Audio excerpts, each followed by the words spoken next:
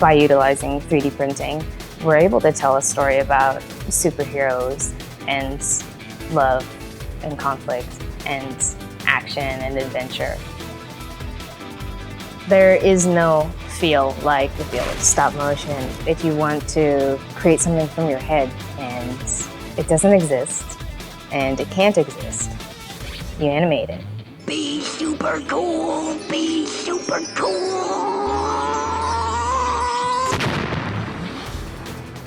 At Stoopid Buddy Stoodios, we create a lot of stop motion animation that comes in the form of TV shows such as Robot Chicken,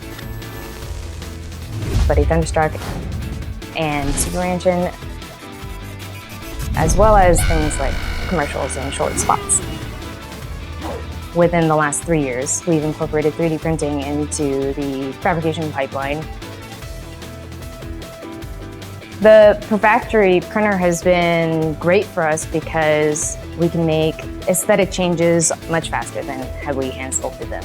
That's one less step that a puppet fabricator would have to take on.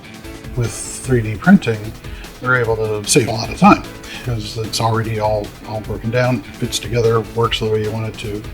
The Perfactory printer has been great due to its ease of use. And it's also extremely consistent results.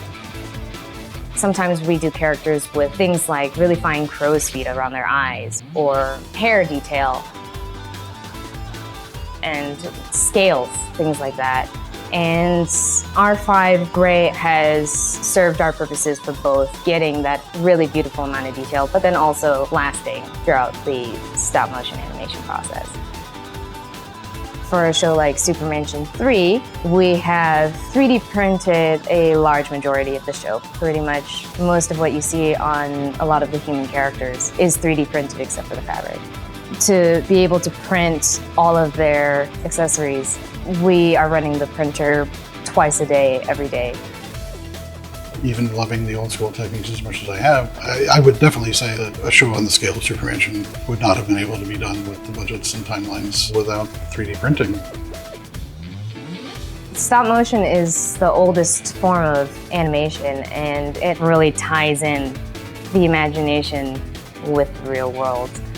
And once you see the characters come to life, there's nothing else like that.